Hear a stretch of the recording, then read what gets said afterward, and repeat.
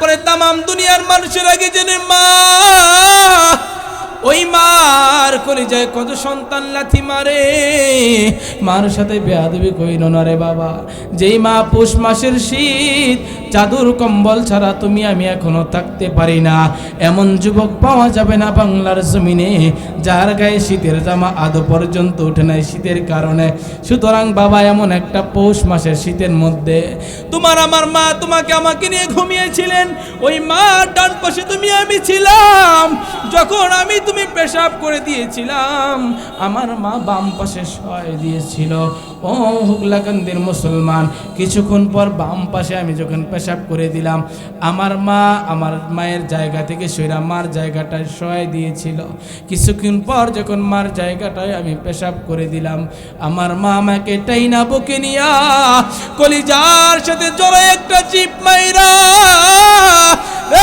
হুগলাকান্দির মুসলমান, মা নাকে চুমুকায় মুখে চুমুকায় আর বলে, বাবা তোমার কোনো কষ্ট নাই, শীতের কোনো আতঙ্ক নাই, আমি মা যতক্ষণ থাকব তোমার গায়ে শীতের আভাসও লাগতে দিব না।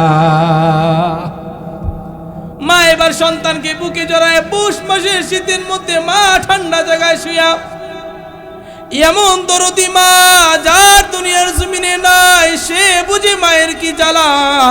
যার মা আছে রে বাবা, আজকে মার কাছে গিয়ে মাফ চাইবা। ও বান্দা শোনো, দুনিয়ার জমিনে সবাইকে এত সহজে খুশি করা যায় না। মা ডাকটা বড় দামি ডাক রে বাবা, কিন্তু মাকে খুশি করানো এত সস্তা, এত সস্তা। দুনিয়ার জমিনে কাউকে এত সহজে খুশি করা যায় না।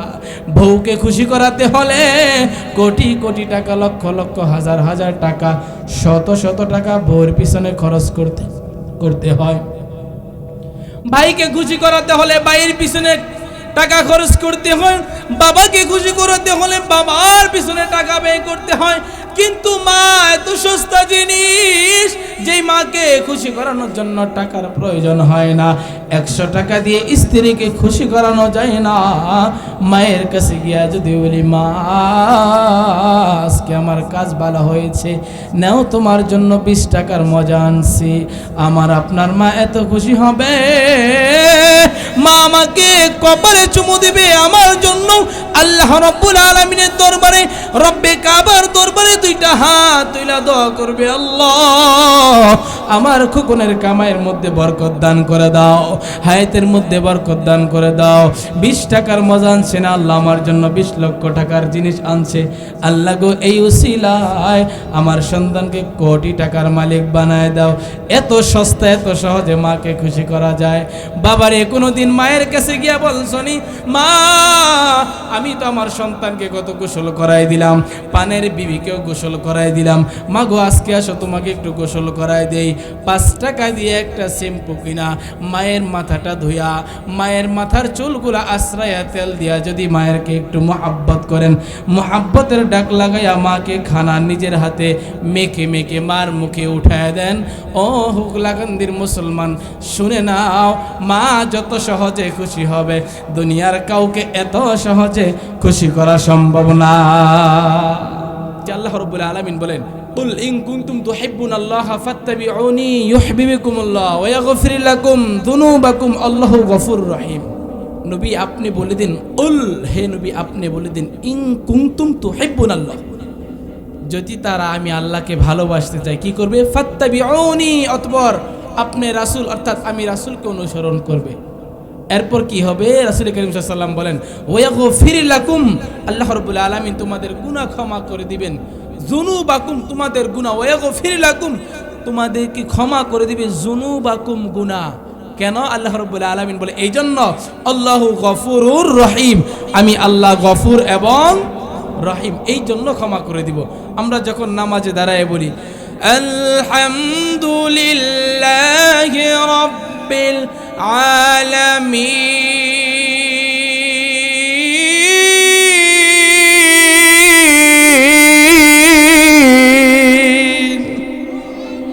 নামাজি যারা যখন আল্লাহর ডাক দিয়ে, আল্লাহ কো দেখছত নি আমার ডাক দিছে, লাব্বাইক বান্দা আমি হাজির, তুই আমার সমস্ত প্রশংসা করলি।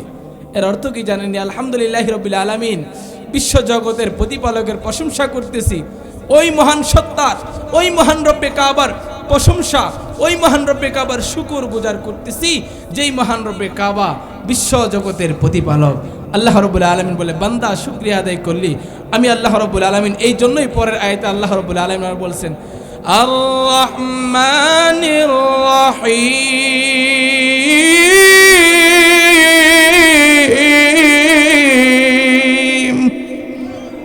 আল্লাহ কয় বান্দা আর রহমান আর রহিম, আমি আল্লাহর রহমান এবং রহিম।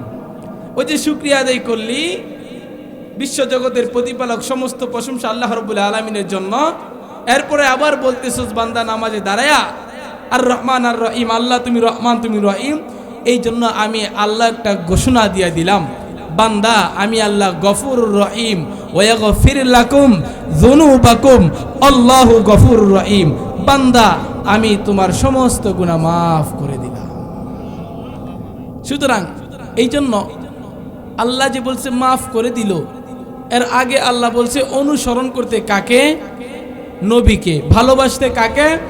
আপনি ধরেন এখান থেকে নরসিংদী যাবেন, কারো না কারো মাধ্যমে যেতে হবে, হয়তো অটো রিক্সায় করে বা মোটর সাইকেলে করে বা প্রাইভেট কারে করে, যে কোনো জিনিসের উপর গ্রহণ করে বা তার মাধ্যমে যেতে হবে, সরাসরি যাওয়া যাবে। আল্লাহ বলে বান্দা আমাকে পেতে চাও, আমি আল্লাহ যে বড়, আমাকে পেতে চাও, আমি আল্লাহকে ভালোবাসতে চাও, আমার একজন ভিআইপি বন্ধু আছে, পার্সোনাল একজন অ্যাসিস্ট্যান্ট আছে, পার্সোনাল একজন বন্ধু আছে, সেই বন্ধুকে অনুসরণ করো, তাকে ছাড়া আমার কাছে আসা যাবে না। এই জন্য মুহতারাম হাজিরিন, যারা এখনো এদিকে সেদিকে ঘোরাফেরা করতেছে, মুসলমানের সন্তান হয়ে মুসলমান দাবি করে, আসলে আমাদের কাজে কর্মে বোঝা যায় আমরা মুসলমান নাকি মুসলমান না। আমরা আসলে আদৌ কি মুসলমানিত্ব গ্রহণ করতে পেরেছি কিনা? যদিও মুসলমানের ঘরে জন্মগ্রহণ করেছি, পিতৃসূত্রে মুসলমান, বাবার উত্তরাধিকারী হিসেবে সন্তান পিতৃসূত্রে বাবার জমি পায়, সেই পিতৃসূত্রে আমরা মুসলমান হয়েছি। আদৌ আমাদের ভিতরে মুসলমানিত্বের ভিতরে, আজও আমাদের ভিতরে মুসলমানিত্ব বলতে কিছু আল্লাহ বড় এক আল্লাহর ইবাদত কর, 3 ফরজ গোসল কর, 4 ফরজ ওযু কর, 5 ওয়াক্ত নামাজ পড়, 6 উসুলে বয়ান শোনো, 7 দুজুখ ভয়ঙ্কর, 8 ব্যস্ত সোনার ঘর। যদি চাও বাঁচতে চইলা যাও গাছতে, আসার আগে আজরাইল, জলদি যাও কাকরাইল, আর কইরো না ভঙ্গি, জলদি যাও টঙ্গি। মুসলিম আমার নাম, ইসলাম আমার গাড়ি, জান্নাত হবে আমাদের বাড়ি। জান্নাতে বাড়ি চাই কারা কারা? আমরা চাই না আল্লাহর পাশে, আল্লাহর কাছে আমাদের একটা বাড়ি হোক? চাইনি? হ্যাঁ।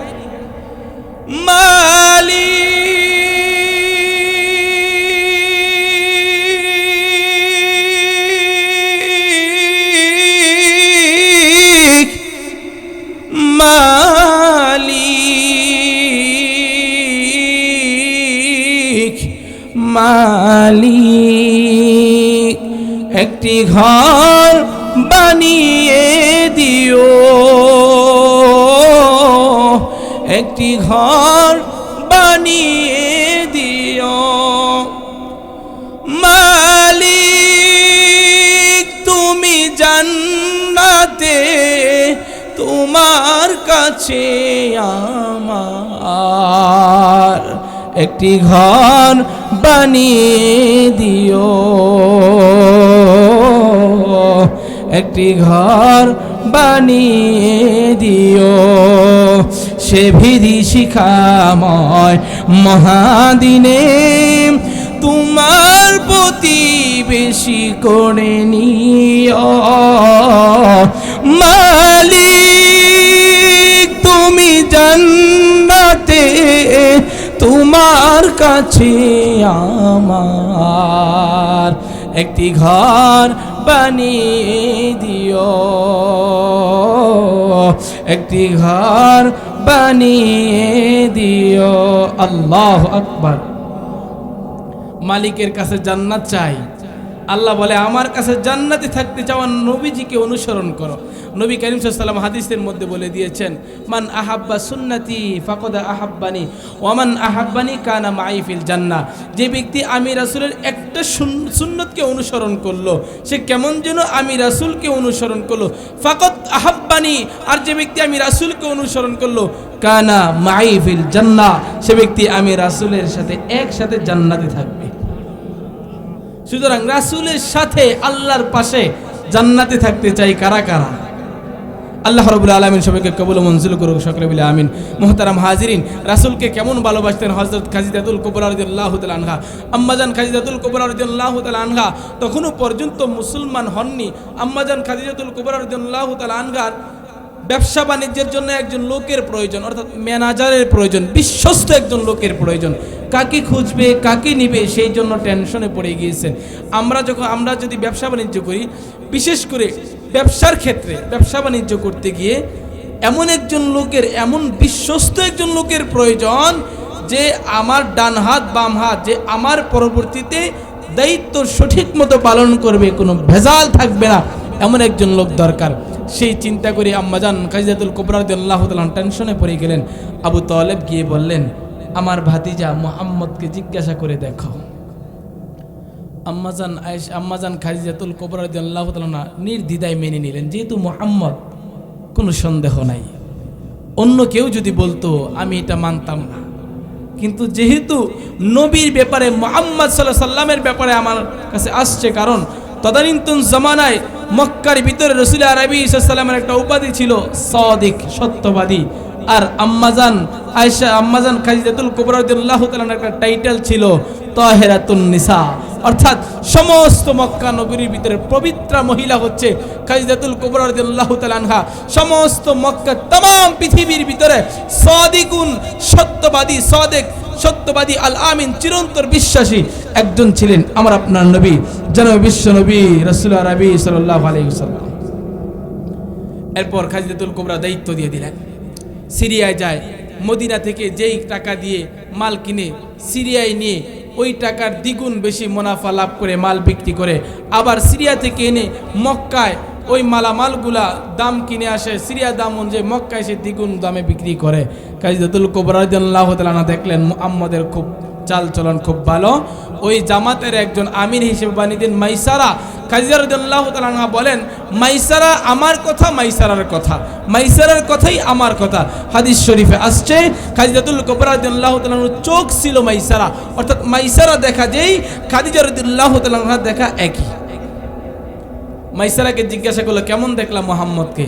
বলে, কেমন দেখলাম সেটা জানি না, তবে আমরা একটা জিনিস লক্ষ্য করেছি, মুহাম্মদ যখন হেঁটে যায় তার মাথার উপরে একটা ছায়া, আবরণ, মেঘাচ্ছন্ন একটা ছায়া তার মাথার উপর দিয়ে সে যেদিকে যায় ওই দিকে যায় ছাতা হিসেবে। খাদিজাতুল কুবরা রাদিয়াল্লাহু তাআলা আনহা বললেন, মাইসারা কেমন তুমি দেখলা?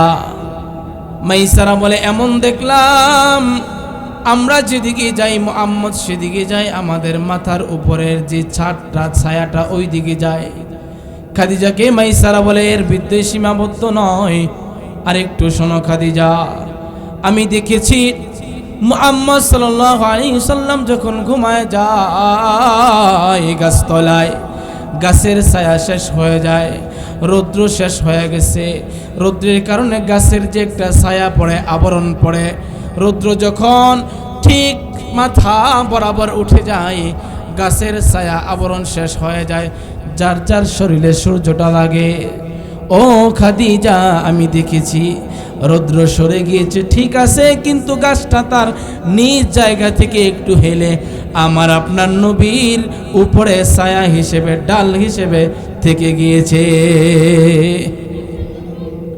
শুধু তাই নয়, একজন পাদ্রীর সাথে দেখা হয়েছে রে খাদিজা। ওই পাদ্রীকে জিজ্ঞাসা করলাম, কেমন মুহাম্মদ? মুহাম্মদের পরিচয় দেওয়ার পর পাদ্রী বললেন ভবিষ্যতে সে বড় কিছু হবে। খাদিজা এই কথা শোনার পর এবার বান্ধবীদের আসরে শুধু মুহাম্মদের পরামর্শ, মুহাম্মদের আলোচনা, মুহাম্মদের প্রশংসা। খাদিজা রাদিয়াল্লাহু তাআলা মুহাম্মদ সাল্লাল্লাহু আলাইহি ওয়াসাল্লামের প্রশংসা করে। এমন সময় বান্ধবীরা বলে, রে খাদিজা, যদি মুহাম্মদকে তোর ভালো লাগে যাও যাও সরাসরি মুহাম্মদকে বিবাহের প্রস্তাব দাও। খাদিজা বলে, না না না, নিজের কথা নিজে কিভাবে বলি, লজ্জা লাগে। তাহলে তুমি যদি বলো আমি তোমার বান্ধবী, তোমার পক্ষ থেকে ঘটকের দায়িত্ব পালন করব, তবে কথা হলো আমি খাদিজার কথা কিন্তু বলতে পারবো না। ঠিক আছে খাদিজা, তোমার কথা বলবো না। এবার আমার আপনার নবী, মায়ার নবী, জনাবে বিশ্বনবী রাসূল আরবি সাল্লাল্লাহু আলাইহি ওয়াসাল্লামের কাছে গিয়ে ওই খাদিজার বান্ধবী বলে, মুহাম্মদ তুমি কি আমার বান্ধবী খাদিজাকে বিবাহ করবা? বয়স তো কম হয় নাই, মুহাম্মদ বয়সটা 25 হয়ে গিয়েছে। বিবাহ কি করবা না? বিবাহ করতে মন চায় না। মুহাম্মদ সাল্লাল্লাহু আলাইহি ওয়াসাল্লাম বললেন, ও খাদিজার বান্ধবী, আমি বুঝছি তুমি কেন আসছো, তবে আমার দায়িত্ব আমি নিজে নয়, আমার দায়িত্বের মালিক হচ্ছেন চাচা আবু তালেব। চাচা আবু তালেবকে খাদিজা ডাইকা বললেন, ও মুহাম্মদের চাচা, অনুমতি যদি দাও তোমার মুহাম্মদকে আমি স্বামী হিসেবে গ্রহণ করব। নবীর কাছে গিয়ে আবু তালেব বলে, ভাতিজা, মক্কার জমিনে খাদিজার চাইতে তহেরা মহিলা কেউ নাই। আরো 2টা বিবাহ আগে হয়েছে, এরপরও তহেরা মহিলা কেউ নাই। খাদিজার চাইতে ধনাঢ্য ব্যক্তি কেউ নাই। খাদিজা সোনার চামিচ মুখে নিয়ে জন্মাইছে। খাদিজা সুন্দর বিছানায় ঘুমায়। খাদিজার চাইতে দামি বিছানায় মক্কার জমিনে কেউ ঘুমায় না। খাদিজার চাইতে দামি কাপড় মক্কার জমিনে কেউ পরে না। খাদিজার চাইতে শান শৌকত নিয়ে মক্কার জমিনে কেউ চলে না। ও মুহাম্মদ, তুমি আর না করো না, তুমি নিষেধ করো না রে বাবা, রাজি হয়ে যাও। নবী করিম সাল্লাল্লাহু আলাইহি সাল্লাম চিন্তা করলেন, রাজি হইলাম, তবে আমার স্বার্থের জন্য নয়। খাদিজাকে বিবাহ করলে ইসলামের ফায়দা হবে, তার মাল দিয়ে দ্বীন ও ধর্মের খেদমত করা যাবে, এই জন্য আমি মুহাম্মদ রাজি হয়ে গেছি। জনাবে বিশ্বনবী রাসূল আরবি সাল্লাল্লাহু আলাইহি ওয়াসাল্লাম কে আম্মা জান খাদিজাতুল কুবরা রাদিয়াল্লাহু তাআলা আনহা বিবাহ করলেন। কেমন ছিল খাদিজা?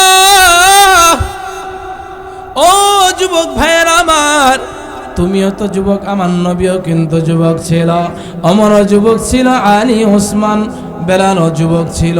তাদের দ্বারা দিন প্রতিষ্ঠিত হয়েছে, ইসলাম দুনিয়ার জমিনে কায়েম হয়েছে। কিন্তু তুমি আমি এমন যুবক, তুমি আমি এমন মুসলমান, তোমার আমার দ্বারা ইসলাম কায়েম হবে দূর থাক। তোমার আমার অবস্থা দেখলে আমি মুসলমানের সন্তান নাকি ইহুদিদের সন্তান বোঝা যায় না। কথা কন। এই জন্য মুসলমান ভাইয়েরা আমার, আসুন হযরতে খাদিজাতুল কুবরা রাদিয়াল্লাহু তাআলা আনহা এবার মায়ার নবীকে স্বামী বানায় নিলেন। এবার নবীজির খেদমতে খাদিজা ব্যস্ত হয়ে গেলেন। আমার নবীকে এত ভালোবাসে খাদিজাতুল কুবরা রাদিয়াল্লাহু তাআলা আনহা, কেমন ভালোবাসে ও মক্কার মানুষেরা, ও হুগলাকান্দির মানুষেরা জানোনি আমার নবীকে হযরত মুহাম্মদ সাল্লাল্লাহু আলাইহি সাল্লামকে খাদিজা কেমন মোহাব্বত করতেন, কেমন ভালোবাসতেন। মায়ার নবী আমার গভীর রজনীতে হযরতে আম্মা জান আয়েশা সিদ্দিকা রাদিয়াল্লাহু তাআলা আনহাকে নিয়ে ঘুমিয়ে আছেন। হঠাৎ গভীর রজনীতে নবী করে নাই, হযরতে খাদিজাতুল কুবরা রাদিয়াল্লাহু, হযরতে আম্মা জান আয়েশা সিদ্দিকা রাদিয়াল্লাহু তাআলা আনহা গভীর রজনীতে ঘুম ভাঙা গেলে ডানে তাকায় আমার নবী নাই, বামে তাকায় আমার নবী নাই। অন্যান্য বিবিদের ঘরে খোঁজাখুঁজি করলেন, আম্মা জান আজওয়াজায়ে মুতাহহারা সকলের ঘরে তালাশ করলেন, মক্কার অলিতে গলিতে তালাশ করলেন, কোথাও আমার নবী নাই। হঠাৎ করে আম্মা জান আয়েশা সিদ্দিকা রাদিয়াল্লাহু তাআলা আনহা লক্ষ্য করে দেখলেন মসজিদে নববীর ভিতরে আমার আপনার নবী আসমানের দিকে 2টা হাত বাড়ায় আল্লাহকে ডাকে আর বলে, আয় আল্লাহ, কিয়ামতের কঠিন ময়দানে মাওলা, যেই দিন মা সন্তানকে চিনবে না, সন্তান মাকে চিনবে না রে আল্লাহ, মা সন্তানকে চিনবে না, মা সন্তানের কাছে দৌড়াইবে, সন্তান মার কাছ থেকে পলায়ন করবে ওই কঠিন মুসিবতের দিন আল্লাহ তুমি আমার কাছ থেকে খাদিজাকে বলায় দিও না। ও মুসলমান, ময়দানে মাহশারের অবস্থা কেমন হবে জানেননি? সন্তান গিয়ে মায়ের কাছে বলবে, মা আমার দুনিয়ার জমিনে তুমি খানা খাও নাই, আমি সন্তানকে ছাড়া, আমি সন্তান প্রতিদিন রাত্রে 8টার সময় রুটিন অনুযায়ী আসার কথা, কোনোদিন রাত্রে 8টার জায়গায় যদি 9টা বেজে যায়, আমি সন্তান না আসলে তুমি চাচার কাছে গিয়ে খবর নিতা। ভাই আমার, আমার কলিজার টুকরা, আমার খোকন, আমার সোনামণি এখনো বাড়িতে আসে নাই রে ভাই, একটু খবর নিয়ে দেখো আমার বাবা কোথায় আছে, আমার খোকন কোথায় আছে। আমার চাচাতো ভাইয়ের কাছে গিয়ে বলে, বাবা তোমার ভাই এখনো পর্যন্ত বাড়িতে আসে নাই, দেখো তোমার ভাইকে একটু ফোন করে ফোনটা ধরায় দাও, আমি বুঝি না, দেখো আমার সন্তান কোথায় আছে, আমার সন্তান ভালো আছে না খারাপ আছে। তামাম দুনিয়ার ভিতরে ও হোগলাকান্দির মুসলমান, আমি জানতে চাই তামাম দুনিয়ার ভিতরে সন্তান কখনো বা কোনোদিন কোথাও যদি বিপদে পড়ে যায়, আমার আল্লাহর পরে দুনিয়ার তামাম মানুষের আগে কে জানে? মা বড় দামি সম্পদ রে বাবা। সেই মা কাল কিয়ামতের দিন বলবে, তুমি কে? তোমাকে আমি চিনি না, তুমি কে? কোথা থেকে আসছো? তোমার পরিচয় আমি জানি না। হযরত নবী করিম সাল্লাল্লাহু আলাইহি ওয়াসাল্লাম বলেন, আয় আল্লাহ, ওই কঠিন মুসিবতের দিন, যেই দিন মা সন্তানকে চিনবে না, সন্তান মাকে চিনবে না, ভাই ভাইকে চিনবে না, বোন বোনকে চিনবে না, ওই কঠিন মুসিবতের দিন আল্লাহ তুমি আমার খাদিজাকে আমার কাছ থেকে বলায়ও না। আল্লাহু আকবার। দোয়া শেষ হয়ে গেলে হযরতে আয়েশা সিদ্দিকা রাদিয়াল্লাহু তাআলা আনহা জিজ্ঞাসা করেন, নবী আমার, কেন আপনি বৃদ্ধা মহিলা, 40 বছর বয়সের বৃদ্ধা মহিলা, আপনার নৌজওয়ানি যুবক 25 বছরের যুবক নবী আমার, ওই বৃদ্ধা মহিলাকে বিবাহ কইরা এখনো তার কথাটা কেন স্মরণ রাখছেন? তাকে ভইলা যান। আমরা কি তার চাইতে সুন্দরী কম নেই? আমরা কি তার চাইতে দেখতে খারাপ নেই? কেন এখনো তার কথা মনে রাখছেন? ভইলা যান।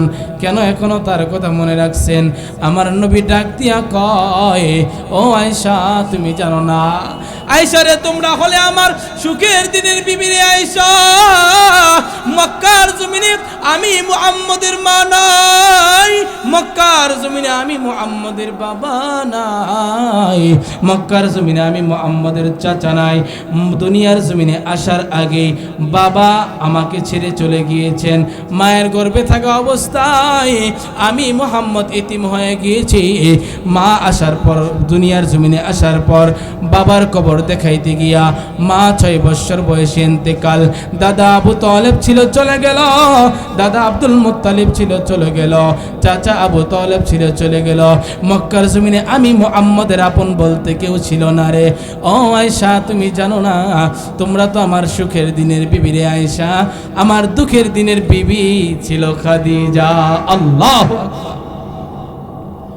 মক্কার জমিনে আমি মুহাম্মদের কেউ নাই, কেউ নাই।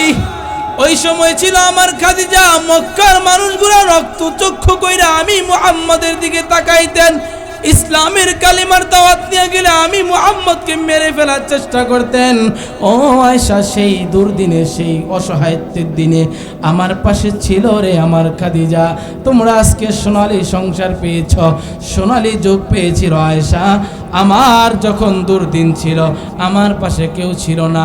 মক্কার মানুষগুলা ইট পাটকেল দিয়া আমি মুহাম্মদকে ঢিলা মারত, আমি মুহাম্মদের দাঁত মোবারক শহীদ করত, আমি মুহাম্মদের রক্ত, আমি মুহাম্মদের শরীর থেকে রক্ত নেওয়ার জন্য বেহুশ হয়ে গিয়েছিল। আপন চাচারা পর্যন্ত আমি মুহাম্মদের রক্ত চুষে খাওয়ার জন্য পাগল হয়ে গিয়েছিল। মক্কার জমিনে আপন বলতে কেউ ছিল না রে আয়েশা। ওই দুর্দিনে ছিল রে আমার খাদিজা,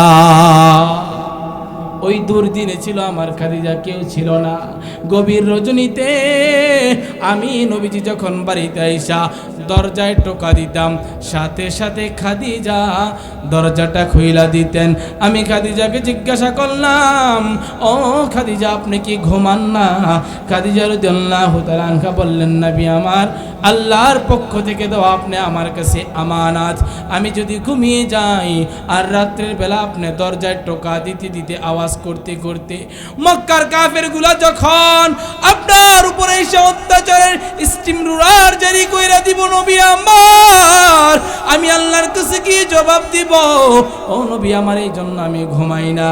আল্লাহর নবী বলেন, যতদিন আমি বাহিরে কালেমার দাওয়াত দিতাম, যত রাত্রি হতো রে আয়েশা, আমার খাদিজা আমি না আসা পর্যন্ত দুইটা চক্ষু একসাথে করতেন না, বিছানায় খাদিজা পিঠ লাগাতেন না। মক্কার মানুষগুলা কাফেররা আমার নবীজির গায়ে হাত দিত, আমার নবীজির উপর হাত তুলতো। আমার নবীজির মা নাই, বাবা নাই, সন্তান কেউ নাই। মক্কার জমিনে আপন চাচারা পর্যন্ত রক্ত যখন বিচ্ছেদ হয়ে যায়, রক্তের মানুষগুলা যখন দুশ্মন হয়ে যায়, নিজের আপন রক্তগুলা যখন রক্ত চুষে খাওয়ার জন্য বেহুশ হয়ে যায়, তখন নিজের কাছে কেমন লাগে? ওই দুর্দিনে আমার নবীর পাশে কেউ নাই। এমন এতিম নবী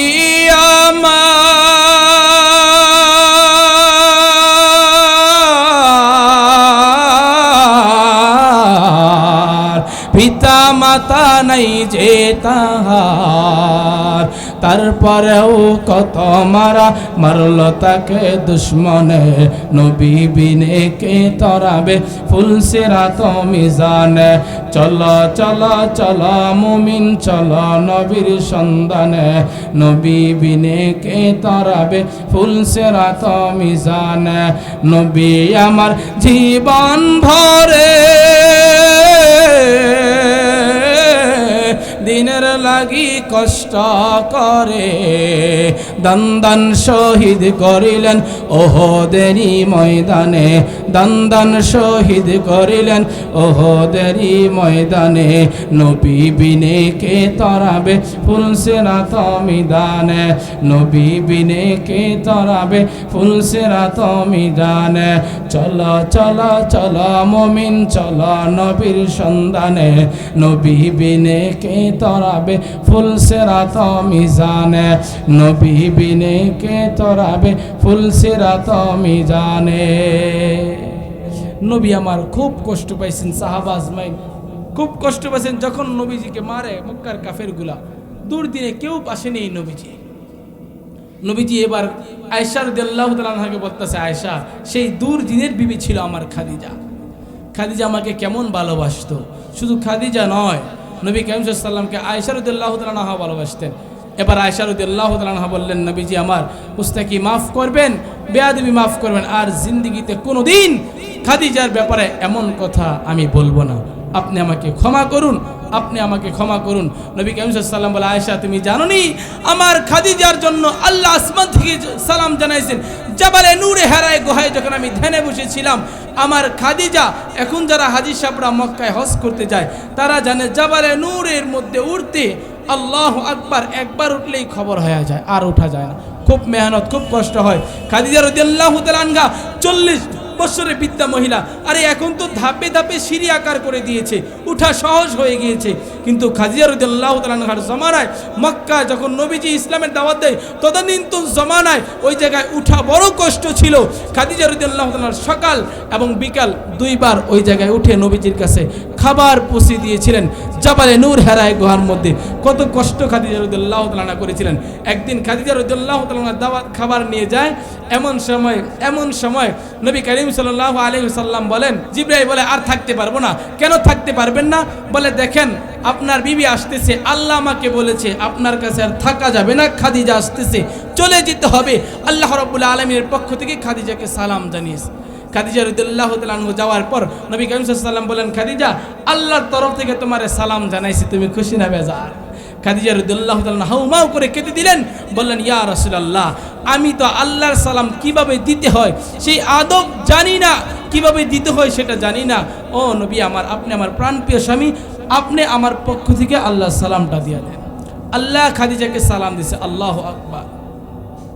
সালামুন কাওলাম মির রাব্বির রহিম।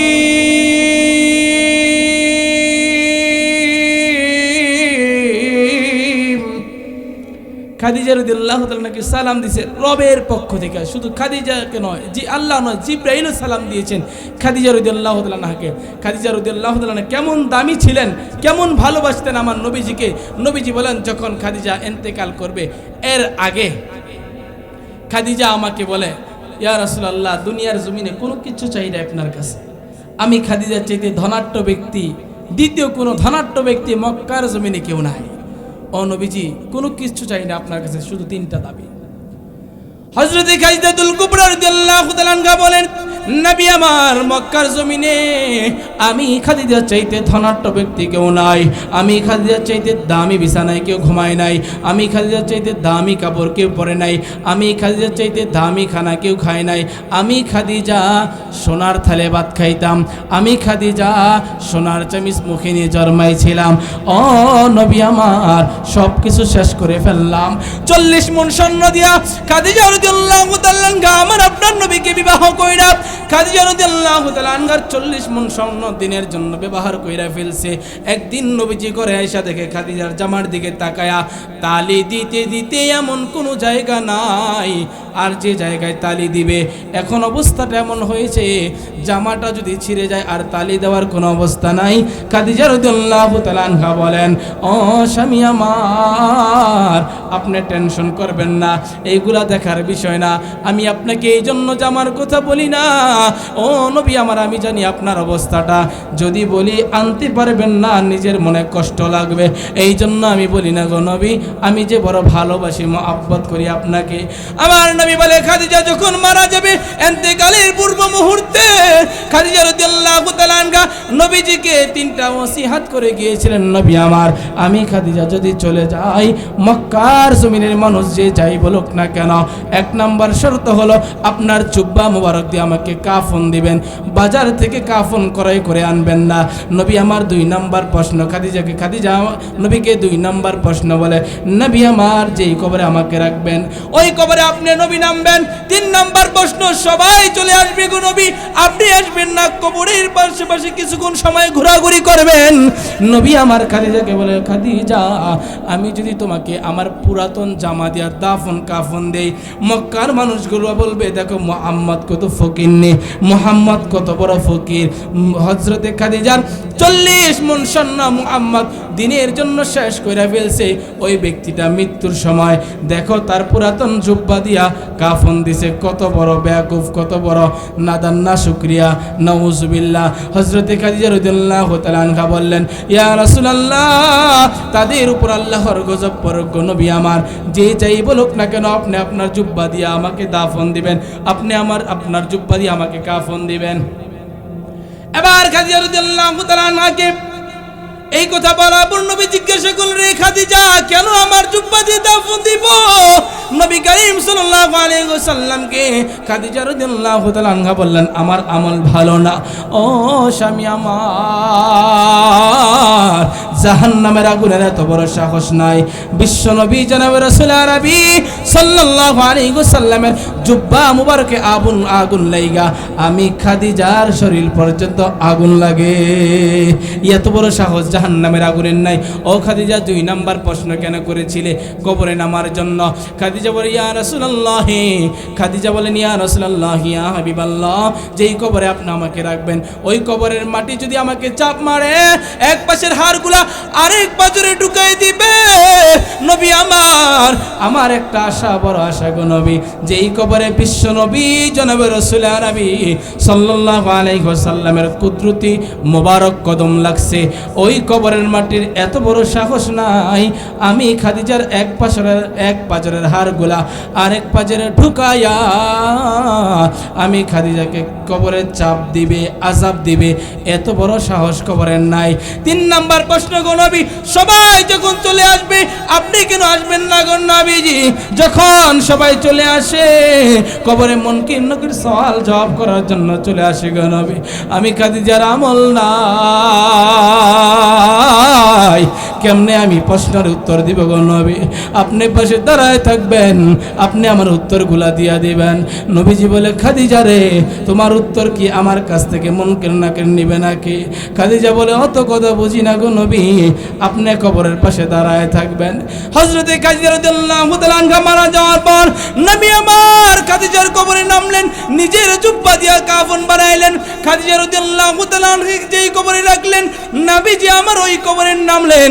নবী করিম সাল্লাল্লাহু আলাইহি ওয়াসাল্লাম খাদিজার চেহারাটা বারবার কিবলামুখী কইরা দেয়। আমার পানের ভাইরা রে, লক্ষ্য করে দেখুন, বারবার কিবলামুখী করে দেয়, কিন্তু খাদিজার চেহারা কিবলার দিকে থাকে না, আসমানের দিকে সোজাসুজি চলে যায়। এবার খাদিজা রাদিয়াল্লাহু তাআলা আনহার অবস্থা দেখে নবী আমার বড় টেনশন। নবী করিম সাল্লাল্লাহু আলাইহি ওয়াসাল্লাম বলে, আয় আল্লাহ, খাদিজা ইসলামের জন্য 40 মণ স্বর্ণ দিল, খাদিজা ইসলামের জন্য নিজের জীবনকে কুরবান করে দিল। ও আল্লাহ, আল্লাহু আকবার, আরো জোরে বলেন আল্লাহু আকবার। মায়ার নবী আমার কবরের পাশে ওইটা দুইটা হাত মালিকের কাছে দিয়া দোয়া করে, আয় আল্লাহ, আমার খাদিজার চেহারা কেন কিবলার দিকে থাকে না গো আল্লাহ, বারবার কেন আসমানের দিকে ফেরা যায় আল্লাহ। এই কথা বলি আর নবী অজরে কাঁদতেছে, চোখের পানিগুলা গাল বেয়ে বেয়ে বয়ে, দাড়ি মুবারক ভিজা, জামা মুবারক ভিজা গেছে। আমার নবী কাঁদেন। আসমান থেকে আল্লাহ জিব্রাইল পাঠিয়ে দিছে। ও জিব্রাইল পাঠিয়ে দিছে। জিব্রাইল আইসা বলে, নবী আমার আর কাঁদতে হবে না, আর কান্নার দরকার নাই। আমার আল্লাহ কেন এইভাবে এই অবস্থা করতেছে, আল্লাহর পক্ষ থেকে বার্তা পাঠিয়ে দিয়েছে। হযরত জিব্রাইল আইসা বলে, নবী আমার আল্লাহ বলছে, যেহেতু খাদিজাতুল কুবরা রাদিয়াল্লাহু তাআলা আনহা 40 মণ স্বর্ণ ইসলামের জন্য ব্যয় করছে, আরো কত কোটি কোটি টাকা যে ব্যয় করছে জানা নাই গো। ও নবী আমার, আল্লাহর প্রতি, আল্লাহ রাব্বুল আলামিন খাদিজার প্রতি এত খুশি, এত খুশি, এত খুশি, আমার আল্লাহ বলছে আরশে আজিম থেকে আমি আল্লাহ খাদিজার চেহারা দেখব। খাদিজার চেহারা কিবলামুখী নয়, খাদিজার চেহারা আমি আল্লাহর দিকে, আসমানের দিকে থাকবে। আমি আল্লাহ খাদিজার চেহারা আরশে আজিম থেকে খাদিজার দিকে তাকায় থাকবো, আর খাদিজার চেহারাটা দেখব, কারণ আমি আল্লাহ যে বড় খাদিজার প্রতি খুশি, আমি আল্লাহ খাদিজাকে বড় ভালোবাসি। আমার ইসলামের জন্য খাদিজা নিজের জীবনকে কুরবান করে দিয়েছে। জিব্রাইল জানায় দাও, খাদিজার চেহারা কিবলার দিকে থাকবে না, খাদিজার চেহারা থাকবে আমি আল্লাহ রাব্বুল আলামিনের আরশে আজিমের দিকে। এই ছিল খাদিজা, এই ছিল নবীজিকে মহব্বত করতেন। শুধু তাই নয়, আম্মাজান আজওয়াজে মুতাহারাদের মধ্যে আম্মাজান আয়েশা সিদ্দিকা রাদিয়াল্লাহু তাআলা আনহা নবী করিম সাল্লাল্লাহু আলাইহি সাল্লামকে জল চোখের মধ্যে বসায়া গোসলের জন্য পানি ঢালতেছে নবীজির শরীরের উপরে। নবীজির শরীর মুবারক বায়া বায়া রক্তের মতো লাল পানি যায়। নবী করিম সাল্লাল্লাহু আলাইহি সাল্লাম বলেন, ও আয়েশা, তুমি লাল পানি ঢালতেছো নাকি? বলে, না না, সাদা পানি ঢালতেছি। ও আয়েশা, তাহলে সাদা পানিগুলা কেন লাল হয়ে যাচ্ছে? দেখো আমার শরীরে সাদা পানি, আর যখন পানিগুলো স্রোত চলে যায়, স্রোতের সাথে লাল পানি যাচ্ছে গো আয়েশা, এটা কি আমাকে বলো। হযরতে আয়েশা সিদ্দিকা রাদিয়াল্লাহু তাআলা আনহা বলেন, নবী আমার, আমি আয়েশা যখন আপনার জল চোখে দিয়েছিলাম গো নবী, আপনার জল চোখের নিচে আমি আয়েশার একটা আঙুল পড়ে গিয়েছে, আঙুল ঢুকে গিয়েছে। আপনার শরীরের ভরের কারণে জল চোখের পায়ের চাপ লাইগা আমি আয়েশার আঙুল ফাইটা রক্ত বের হচ্ছে। আয়েশা, তুমি কেন বললা না? আমি সাথে সাথে দাঁড়ায় যাইতাম, যখনই পা নিচে পড়েছিল তখনই পড়ার দরকার ছিল। হযরতে আয়েশা সিদ্দিকা রাদিয়াল্লাহু তাআলা আনহা বলেন, নবী আমার, কেন বলবো? আমার পা নয়, আমার আঙুল নয়। আমি আয়েশা বলতেছি গো নবী, আমার কলিজা যদি আপনার জল চোখের নিচে পড়ে যেত, আর জল চোখের নিচে পড়ে টুকরো টুকরো হয়ে যেত, আমি আয়েশা তথাপি আপনাকে কষ্ট দেওয়ার জন্য দাঁড়া করাতাম না। আল্লাহ, কেমন ছিল দিনের জন্য তারা পাগল। কেমন ভালোবেসেছিল সাহাবা আজমাইন, কেমন ভালোবেসেছিল তার বিবিগণ। অর্থাৎ আল্লাহ যে বলছেন কুল ইন কুনতুম তুহিব্বুনাল্লাহ ফাত্তাবিউনি ইউহিব্বুকুমুল্লাহ ওয়া ইয়াগফির লাকুম যুনুবাকুম আল্লাহু গফুরুর রহিম। সুতরাং আল্লাহকে ভালোবাসতে হলে নবীজিকে অনুসরণ করতে হবে। নবীজিকে আম্মাজানরা কেমন অনুসরণ করেছিলেন ও মা বোনরা শোনো। শুধু তাই নয়, নবীজিকে ভালোবাসছেন এর মধ্যে সীমাবদ্ধ না। এই ঘটনা থেকে আমরা দুইটা জিনিস উপলব্ধি করতে পারছি। এক নাম্বার, নবীজিকে ভালোবাসতে হবে। দুই নাম্বার, ও মায়েরা শোনো, স্বামীর সাথে বেয়াদবি করো না। 40 মণ স্বর্ণ দিয়ে খাদিজা বিবাহ বসছে। একদিন নবীজিকে রক্তচক্ষে কথা বলে নাই, একদিন নবীজিকে উল্টা সিধা কথা বলে নাই। আম্মাজান আয়েশা সিদ্দিকার পা নবীজির জল চোখের নিচে পড়া ফাইটা গেছে। এরপর কোনোদিন নবী করিম সাল্লাল্লাহু আলাইহি সাল্লামকে উঠানোর জন্য কষ্ট হবে এতটুকু কষ্ট স্বামীকে দেয় নাই। ও মা শোনো, স্বামীকে 1 লক্ষ টাকা দেওয়ার কারণে, 50-20 হাজার টাকা দেওয়ার কারণে, তোমার পাওয়ারের কারণে স্বামী তোমার কাছে যেতে পারে না, তোমার পাশে দাঁড়াতে পারে না। মা শোনো, স্বামীর সাথে বেয়াদবি করে না। হযরত নবী করিম সাল্লাল্লাহু আলাইহি ওয়াসাল্লাম হযরত আয়েশা সিদ্দিকা রাদিয়াল্লাহু তাআলা আনহাকে বলেছিলেন, আয়েশা শোনো, যখন স্বামীর বেয়াদবি করবে, স্বামীর অবাধ্য করবে, আমি মুহাম্মদ তোমাকে বাবা বলে পরিচয় দিব না। অর্থাৎ আলী যদি নারাজ থাকে, আমি মুহাম্মদের জানাজায় তুমি আসবা না। ও মা শোনো, স্বামীর সাথে খারাপ ব্যবহার করো না। সুতরাং ইসলামের জন্য তারা কত কষ্ট করেন, 40 মণ স্বর্ণ দিয়ে দিছে, নিজের জান কুরবান করে দিছে। ও মুসলমান, সেই দিনকে কায়েম করার জন্য ঢাকার ভিতরে আমার আপনার ভাই শরীফ ওসমান হাদি শহীদ হয়েছে। আমরা জানি কি জানি না? আমি জানতে চাই 92% মুসলমানের দেশে, 90% মুসলমানের দেশে, যেই দেশের ভিতরে একটি কুকুরকে পানিতে ফেলে, একটি কুকুরকে পানিতে ডুবিয়ে মারার কারণে 92% মুসলমানের দেশে একজন মহিলাকে যদি রাষ্ট্রীয় আইন অনুযায়ী তার জেল হতে পারে, তার হাজত বাস হতে পারে। আমি জানতে চাই, আজকে প্রায় 20 দিন হয়ে যায় সেই 99% মুসলমানের দেশে আপনার আমার কলিজার টুকরা সন্তান, আপনার আমার কলিজার টুকরা দিনী ভাই ওসমান হাদিকে মারা হয়েছে। আজকে 20 দিন হয়ে যায়, তার খুনিকে কেন বের করা হচ্ছে না? তার খুনিকে কেন এখনো পাওয়া যাচ্ছে না? আমি জানতে চাই, তার খুনিকে পাওয়া যাচ্ছে না নাকি আপনারা ইচ্ছাকৃতভাবে বের করছেন না? পাওয়া যাচ্ছে না নাকি খুঁজে বের করছেন না? 92% মুসলমানের দেশে কুকুরকে পানিতে ফেলে মারার কারণে যদি মহিলার জেল হাজত হতে পারে, রাষ্ট্রীয় আইন অনুযায়ী জেল হতে পারে, কুকুরকে মারার কারণে যে মানুষকে আল্লাহ বলেছেন লাকাদ খলাকনাল ইনসানা ফি আহসানি তাকওয়িম, মানুষ অত্যন্ত সুন্দর করে আমি এবার আল্লাহ বানিয়েছি। অবশ্যই অবশ্যই আমি আল্লাহ মানুষকে অত্যন্ত দামি করে বানিয়েছি। ওয়ালাকাদ কাররামনা বনি আদম, আমি আল্লাহ রাব্বুল আলামিন বনি আদমকে সম্মান করে বানিয়েছি। ও মুসলমান, এত সম্মানিত ব্যক্তির মানুষ খুনিকে এখনো পাওয়া যাচ্ছে না। আমরা মাননীয় উপদেষ্টাদের কাছে জানতে চাই, খুনি পাওয়া যাচ্ছে না, এটা আমরা আর বরদাস্ত করতে পারতেছি না। আমরা এখন দৌড়ে নিয়েছি, আপনারাও ইন্ডিয়ার সাথে হাত মিলিয়ে আপনারা খুনিকে বের করছেন না। সুতরাং উসমান হাদি মরেনি, আজ থেকে 1000 বছর পর হলো আবার আপনার কলিজায় উসমান হাদি নামে একজন ব্যক্তি থাকবে। শুধু তাই নয় যে উসমান হাদি 500-5000 ভোটের জন্য সারা মানুষকে জানতে চেয়েছিলেন। উসমান হাদি বলেছিলেন, সংসদে যদি আমি যাই, আমি একজন এমপি হয়ে 299 জন এমপিকে সঠিক করে বলবো। কেউ কোরআন সুন্নাহর বিরোধিতা করতে পারবে না, কেউ রাষ্ট্রদ্রোহী কাজ করতে পারবে না। সেই ওসমান হাদিকে ষড়যন্ত্র করে, চক্রান্ত করে, পায়তারা করে যে ভাইকে শহীদ করে দেওয়া হয়েছে, আমি জানতে চাই ওই ভাই আপনাদের কি ক্ষতি করেছিল? ও মুসলমান শোনো, আজকে ওসমান হাদি শহীদ হয়েছে, আমরা মনে করতেছি কয়দিন আন্দোলন মিটিং মিছিল করে বাস শেষ করে দেবো, কেউ নাড়ানাড়ি করবেন না। এই কয়দিন আন্দোলন মিটিং মিছিল করে শেষ করে দেবো, না না, শোনো শোনো, কয়দিন আন্দোলন মিটিং মিছিল করে শেষ, ঠান্ডা হয়ে বসে থাকবো, আগামীকাল যে আমাকে তোমাকে পিছন থেকে গুলি করবে না এর মধ্যে কোনো সন্দেহ নাই। 92 আরে ধরে নিতাম আমার বাইকে, যদি যখন সূর্যের আলো ছিল না, রাত্র আলো বিস্তার লাভ করেছিল, অন্ধকারাচ্ছন্ন সারা পৃথিবী হয়ে গিয়েছিল, ধরে নিতাম আমার ভাইকে রাত্রের বেলা খুন করেছে, কেউ দেখে নাই, আসামিকে খুঁজে পাওয়া যায় নাই, নিজের মনকে বুঝ দিতে পারতাম। আমার 92% মুসলমানের দেশে আমার ভাইকে জুমার পূর্বে রাত ভর দুপুরে পিছন থেকে 2 জন লোক খুন্ডা এসে, স্বাভাবিক একজন নর্মাল অটো দিয়ে যাচ্ছিলেন, তাকে পিছন থেকে গুলি করা হলো, সিসিটিভিতে সব কিছু ধরা হলো।